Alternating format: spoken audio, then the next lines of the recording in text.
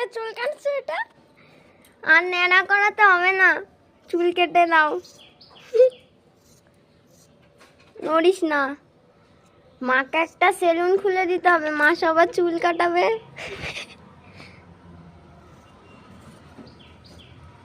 এ দেখো মা চুল কাটাচ্ছে ভাইকে, কি অবস্থা।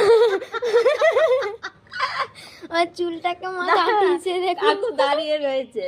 কি আছে সবজি, কি আছে? ন্যাড়া করাচ্ছে মা, চুল কাটাচ্ছে দেখো। চুলটাকে আগে কাটিয়ে নি, তারপর বড় বড় হয়ে গেছে। চুল দাদা ন্যাড়া করালে কেন?